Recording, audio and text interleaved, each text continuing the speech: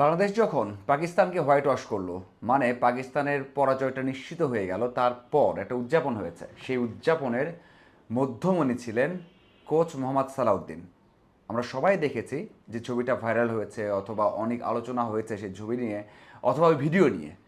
সেই জায়গাতে মুশতাক আহমেদ ছিলেন, বাংলাদেশের spin bowling coach Mushtaq Ahmed সেখানে ছিলেন। কিন্তু টিমের যে ছবিটা, প্রত্যেকটা সিরিজ শেষে ট্রফি নিয়ে একটা ছবি তোলা হয়, যেটাকে টিম ফটো বলতে পারেন অথবা দলীয় ছবি বলতে পারেন। সেই ছবিতে সবাই থাকেন, কিন্তু সেখানে ছিলেন না মুশতাক আহমেদ। কেন ছিলেন না সেই রহস্য নিজেই ভেঙেছেন, নিজেই পাকিস্তানের একটা অনলাইনে ইন্টারভিউ দিয়েছেন। সেখানে বলেছেন সেই রহস্যটা কেন ছিলেন না।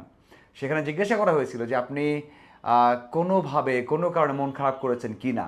যদিও বাংলাদেশ আপনার পেশা, বাংলাদেশ আপনার পছন্দ, বাংলাদেশে আপনি কাজ করেন, সেই দল জিতেছে এবং আপনার দল হেরে গেছে এবং বাজেভাবে হেরেছে, খারাপ লেগেছে কিনা। তখন তিনি ব্যাখ্যা করছিলেন যে আসলে পাকিস্তান দল খুব খারাপ করেছে, যে দলটা তাকে এত পরিচিতি দিয়েছে, যেখান থেকে লেজেন্ড হয়েছেন, যেখান থেকে সবাই তাকে এখন চাইছে বা হায়ার করছে, আহ, সেই পাকিস্তান হেরে গেছে এত বাজেভাবে। কষ্ট লেগেছে, উদাস ছিলাম, এটা বলেছেন। সাথে বলেছেন যে এই কারণে দলের যে ছবিটা সেখানে তিনি ছিলেন না। এভাবেই বলেছেন যে যে ছবিটা সবাই তোলে ট্রফির সাথে, সেই ছবিতে আমি ছিলাম না। সেটা শুনে কিন্তু যারা ছিলেন সেখানে দুজন গেস্ট এবং হোস্ট ছিলেন, তারা অনেকটাই অবাক হয়ে গেছেন। দেখুন, অবাক হওয়াটাই স্বাভাবিক, কারণ ছবি তোলাটাও একটা নিয়ম।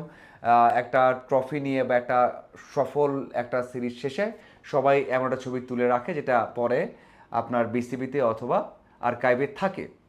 দেখুন, একেবারে তোলেনি বলে যে খুবই অপরাধ হয়ে গেছে, খারাপ করেছেন তেমনটা নয়, খারাপ লাগতেই পারে। এখানে তিনি ব্যাখ্যা দিয়ে বলেছেন যে দেখুন, আহ, পাকিস্তান তো সব কিছু, ধরুন বাংলাদেশে আশরাফুল বা কোচ সালাউদ্দিন কাজ করছেন আফগানিস্তানে অথবা নেপালে, এবং সেই দলটাই তাদের পরামর্শ নিয়ে বাংলাদেশকে হারিয়ে দিল।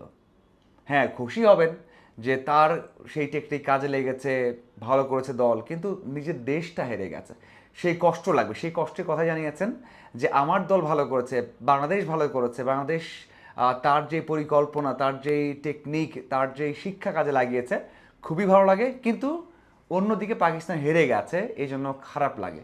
তিনি এভাবেই কিন্তু ব্যাখ্যাটা করেছেন এবং এটা যৌক্তিক যে দেশের জন্য খারাপ লাগার কথা।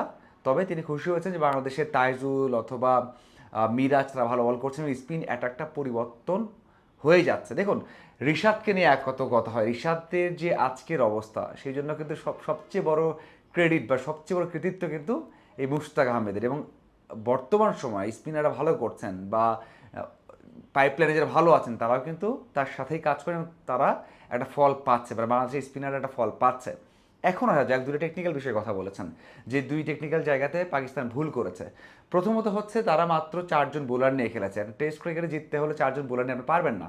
বাংলাদেশ 4টা বোলার নিয়ে খেলতো, তিনজন স্পিনার, একজন পেসার নিয়ে খেলতো। বাংলাদেশ একটা পেসার, হাফ পেসার এবং 3টে স্পিনার নিয়ে খেলতো ঘরের মাটিতে, এই জন্য জিততো, কিন্তু দেশের বাইরে ভালো করতে পারতো না।